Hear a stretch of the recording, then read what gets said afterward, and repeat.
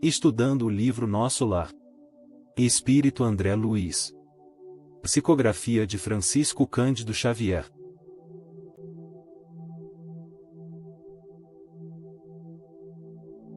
Considerações iniciais. Chegamos agora no capítulo 17, e já conseguimos perceber quantas informações estão contidas nesse livro. Nossa intenção é justamente retirar dessa leitura o maior conteúdo possível de ensinamentos, porque às vezes passamos correndo por cima das letras e nem entendemos direito o que está escrito. Ou seja, não conseguimos retirar o espírito, que é o ensinamento, aquilo que está mais profundo no livro Nosso Lar. Precisamos estar atentos para procurarmos retirar os ensinamentos mais profundos e para isso, temos que estar atentos e abertos para entendermos esses ensinamentos. Semana passada foi Confidências, agora é o capítulo 17, nós vamos encontrar André Luiz recebendo alta do hospital. André havia sido internado assim que chegou em Nosso Lar, e vai poder sair daquela condição, porque o ministro Clarencio o convoca, e Lísias vai até o André Luiz e diz: olha, o ministro quer falar com você, e vamos ver o que vai acontecer. Capítulo 17. Em casa de Lísias. Não se passaram muitos dias após a inesperada visita de minha mãe, quando Lísias me veio buscar a chamado do ministro Clarencio. Segui-o surpreso. Recebido amavelmente pelo magnânimo benfeitor, esperava-lhe as ordens com enorme prazer. Meu amigo, disse afável, doravante está autorizado a fazer observações nos diversos setores de nossos serviços, com exceção dos ministérios de natureza superior. Henrique de Luna deu por terminado seu tratamento na semana última, e é justo agora aproveite o tempo observando e aprendendo. Percebemos aqui as relações e comportamentos muito parecidos com os da Terra. Por exemplo, André Luiz estava sendo autorizado a fazer observações e aprender em diversos setores de Nosso Lar, ou seja, iria estagiar. E outra coisa interessante, o doutor Henrique de Luna estava lhe dando alta médica, assim como é aqui na Terra. Olhei para Lísias como irmão que devia participar da minha felicidade indizível naquele instante. O enfermeiro correspondeu-me ao olhar com intenso júbilo. Não cabia em mim de contente. Era o início de vida nova. De alguma sorte poderia trabalhar ingressando em escolas diferentes. Clarencio, que parecia perceber minha intraduzível ventura, acentuou. Tornando-se dispensável sua permanência no parque hospitalar, examinarei atentamente a possibilidade de sua localização em ambiente novo. Consultarei alguma de nossas instituições. Ele ficou feliz, poderia trabalhar, auxiliar e ao mesmo tempo aprender, se sentindo um jovem aprendiz. E essa felicidade se estendeu a Lísias, seu companheiro e amigo, que também ficou feliz com o desfecho do caso. Percebemos assim que esses dois devem ter uma história grande no passado, que já se encontraram, porque as pessoas não se encontram por acaso não. Saindo do hospital, onde encontrava-se em tratamento, Clarencio examinaria a possibilidade de ele ser transferido para um outro local, precisaria arrumar um local para ele morar, onde pudesse ter seu cantinho, dormir e se sentir em um lar. Para isso iria consultar algumas instituições que pudessem abrigá-lo. Lísias, porém, cortou-lhe a palavra exclamando: se possível, estimaria recebê-lo em nossa casa enquanto perdurar o curso de observações. Lá minha mãe o trataria como filho. Fitei o visitador num transporte de alegria. Clarencio, por sua vez, também lhe endereçou um olhar de aprovação, murmurando: muito bem, Lísias. Jesus alegra-se conosco sempre que recebemos um amigo no coração. E demonstrando uma grande amizade, carinho e bondade, Lísias ofereceu-se em recebê-lo em sua casa enquanto perdurar suas atividades de observações. Sempre que recebemos um amigo no nosso coração, Jesus também fica feliz, porque essa é a lei da vida, é a lei do universo. A lei divina estabelece a amizade, o respeito, o amor e a caridade. Abracei o prestativo enfermeiro, sem poder traduzir meu agradecimento. Alegria às vezes nos emudece. Guarde este documento, disse-me o atencioso ministro do auxílio, entregando-me pequena caderneta. Com ele poderá ingressar nos ministérios da regeneração, do auxílio, da comunicação e do esclarecimento durante 1 ano. Decorrido esse tempo, veremos o que será possível fazer relativamente aos seus desejos. Instrua-se, meu caro. Não perca tempo. O interstício das experiências carnais deve ser bem aproveitado. Mais uma vez percebemos a organização das instituições de nosso lar. André Luiz recebeu uma caderneta para suas anotações, e sendo orientado que poderia transitar pelos ministérios da regeneração, auxílio, comunicação e esclarecimento para observar e estudar durante um ano, e que depois seria avaliado o seu aproveitamento. Muita organização, porque bagunça e desorganização somente no umbral.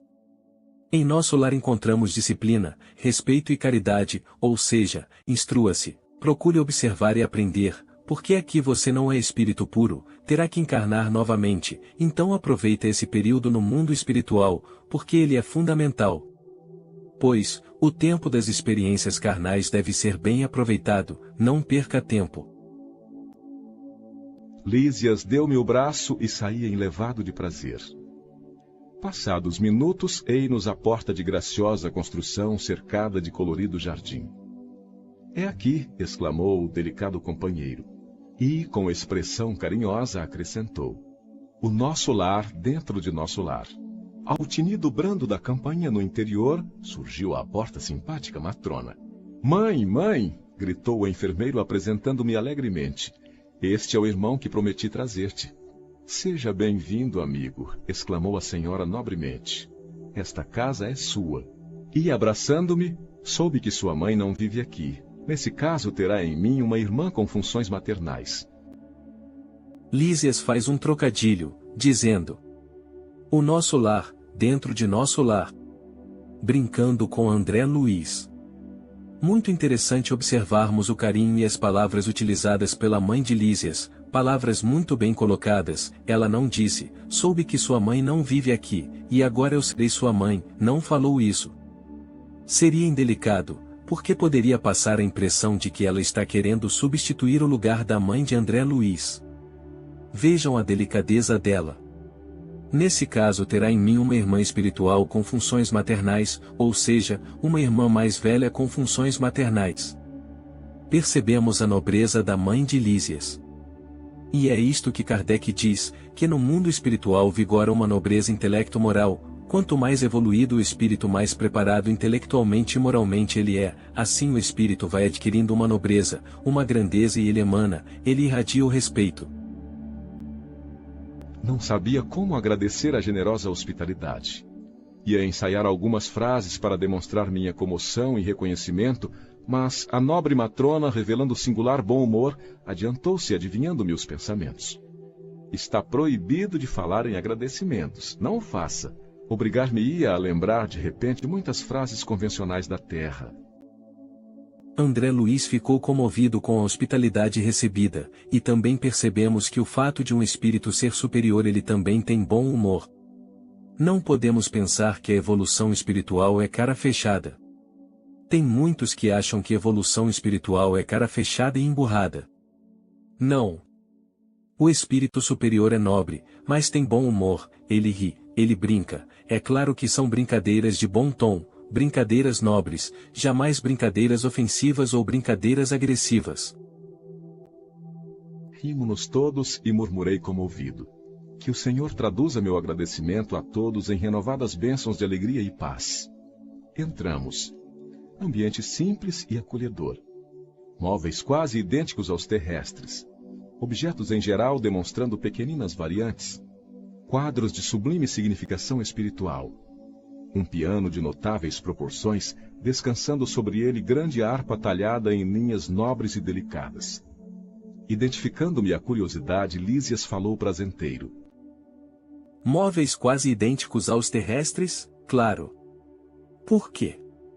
Porque a colônia nosso lar está muito próxima da crosta planetária. A colônia não é uma colônia distante da crosta, ela não é uma colônia elevadíssima. Ela é uma colônia de transição. Os espíritos que estão em nosso lar, na maioria irão voltar a reencarnar, a maioria está ali fazendo um pouso.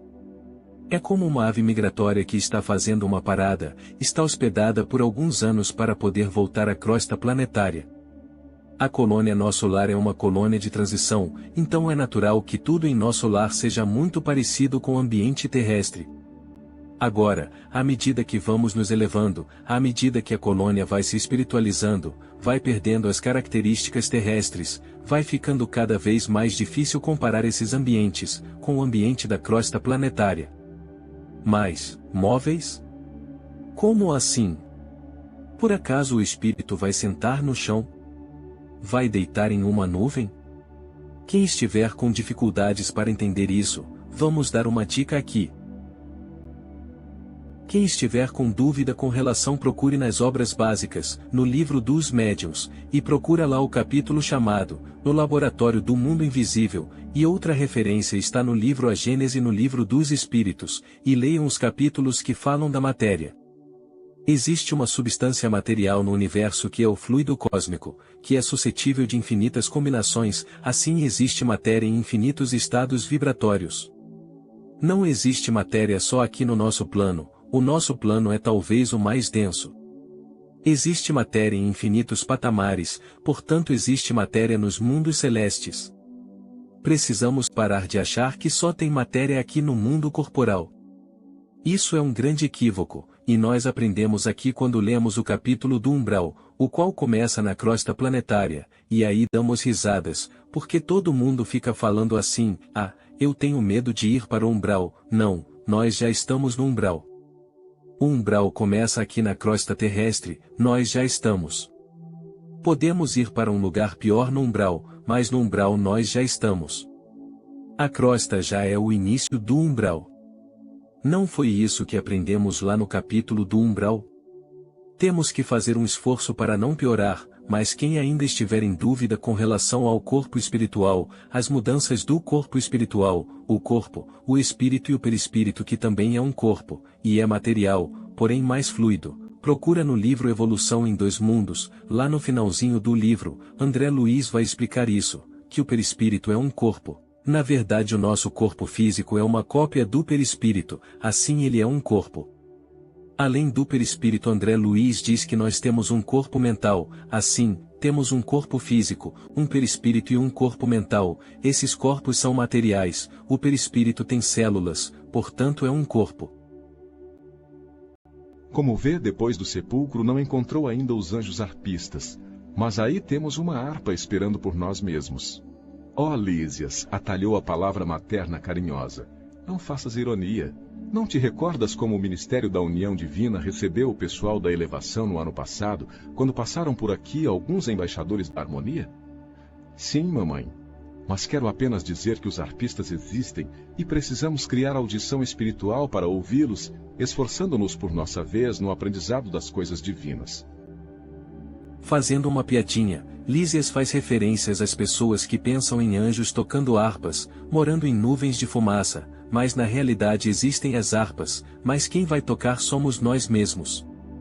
Isso é muito bonito. Percebemos que quando desencarnamos, a vida continua, aliás esse é o título do último livro da série André Luiz. E a vida continua, com o mesmo ritmo, sem saltos nos degraus, onde cada um de nós encontraremos aquilo com que nos afinizamos. Em seguida aos conceitos obrigatórios de apresentação, com que relacionei minha procedência, vim a saber que a família de Lísias vivera em antiga cidade do estado do Rio de Janeiro, que sua mãe chamava-se Laura, e que em casa tinha consigo duas irmãs, Yolanda e Judite. Respirava-se ali doce e reconfortante intimidade. Não conseguia disfarçar meu contentamento e enorme alegria. Aquele primeiro contacto com a organização doméstica na colônia enlevava-me. A hospitalidade, cheia de ternura, arrancava-me ao espírito notas de profunda emoção. Aqui precisamos entender que André Luiz esteve esse tempo todo em tratamento, estava sendo atendido no quarto de hospital, e essa é a primeira vez que ele entra em uma casa em nosso lar, em um ambiente doméstico, assim ele deve ter ficado surpreso, ficou positivamente surpreendido. Encontrou um lar, o lar de Lísias e sua mãe Dona Laura, onde havia grande harmonia com intimidade de carinho e afeto. Esse é o amor familiar, o amor que deve reinar em um lar. Em face do tiroteio de perguntas, Yolanda exibiu-me livros maravilhosos. Notando-me o interesse, a dona da casa advertiu. Temos em nosso lar, no que concerne à literatura, uma enorme vantagem. É que os escritores de má fé, Os que estimam o veneno psicológico são conduzidos imediatamente para as zonas obscuras do umbral. Por aqui não se equilibram, nem mesmo no Ministério da Regeneração, enquanto perseveram em semelhante estado d'alma. Vejam essa citação da Dona Laura, é que os escritores de má fé, os que estimam o veneno psicológico, são conduzidos imediatamente para as zonas obscuras do umbral, ou seja, escritor que gosta de chocar, escritor que gosta de instilar o ódio, o preconceito, o veneno intelectual, a arrogância, a vaidade, esses ficam no umbral. Sendo assim, os escritores que escrevem os livros na colônia Nosso Lar são pessoas que estão buscando o bem, são escritores que estão buscando a elevação, o esclarecimento, a bondade, a fraternidade e o respeito. Muito interessante isso. Vejam que esses escritores têm dificuldades inclusive de ficar no Ministério da Regeneração, lembrando que esse ministério é aquele mais denso em nosso lar. Por quê? Porque o Ministério da Regeneração lida com espíritos perturbados, que foram resgatados do umbral. E os escritores tóxicos não conseguem, porque a arrogância intelectual, que é quando a pessoa vicia em produzir veneno intelectual, acaba não conseguindo se desvencilhar disso. E é claro que não tem espaço para isso em nosso lar. Não pude deixar de sorrir continuando a observar os primores da arte fotográfica nas páginas sob meus olhos. Em seguida chamou-me Lísias para ver algumas dependências da casa, demorando-me na sala de banho cujas instalações interessantes me maravilharam. Tudo simples, mas confortável. Não voltara a mim da admiração que me empolgava quando a senhora Laura convidou à oração. Sentamo-nos silenciosos em torno de grande mesa. Ligado um grande aparelho, fez-se ouvir música suave. Era o louvor do momento crepuscular. Surgiu ao fundo o mesmo quadro prodigioso da governadoria que eu nunca me cansava de contemplar todas as tardes no parque hospitalar. Naquele momento, porém, sentia-me dominado de profunda e misteriosa alegria. E vendo o coração azul desenhado ao longe, senti que minha alma se ajoelhava no templo interior em sublimes transportes de júbilo e reconhecimento. Hora da oração coletiva em nosso lar, característica já observada no capítulo 2, onde todos os dias o governador faz uma oração coletiva junto com todos os habitantes da colônia. Prestemos muita atenção, pois esse livro foi psicografado em 1943 e publicado em 1944 e, aqui observamos a transmissão da oração por uma espécie de rede de internet, por Wi-Fi, está descrevendo uma live, com música e imagem em pleno ano de 1943. Agora, André Luiz contemplava aquele momento de oração, dentro da casa de Dona Laura, assim como fazia no parque hospitalar, e já havia criado o hábito desse momento. E vendo uma projeção fluídica ao longe, formando um coração azul, descreveu: senti que minha alma se ajoelhava no templo interior, em sublimes transportes de júbilo e reconhecimento. Percebemos novamente aqui a importância de nossas orações diárias. Considerações finais. Esse capítulo nos traz diversas curiosidades e ensinamentos. André Luiz acaba de receber alta médica do hospital onde se encontrava em tratamento, e recebe autorização para ingressar nos Ministérios da Regeneração, do Auxílio, da Comunicação e do Esclarecimento, onde ele poderia estudar e estagiar, por 1 ano, e ainda recebeu um documento, uma caderneta para poder acessar esses ministérios. Observamos assim, a organização e o respeito que existe em nosso lar. A partir de agora André Luiz poderá desenvolver o que mais gosta em seu íntimo, a pesquisa, iria estudar e aprender como funciona verdadeiramente a colônia Nosso Lar. E contando com a imensa simpatia de Lísias, esse lhe oferece hospedagem em sua casa, junto à sua mãe Dona Laura e seus familiares para acolherem André Luiz. E, muitos perguntarão, mas, os espíritos dormem? Sim, espírito dorme. Enquanto formos espíritos impuros, temos a necessidade do sono reparador, somente os espíritos puros não precisam dormir. Até lá o nosso esforço é grande, e a vida é muito semelhante à vida aqui da Terra. Depois de nos tornarmos espíritos puros, onde nem precisaremos mais encarnar, ainda iremos passar por situações muito parecidas com a situação do encarnado. Porque o princípio é, nascer, morrer, renascer ainda e progredir sempre, tal é a lei, como nos orientou Allan Kardec.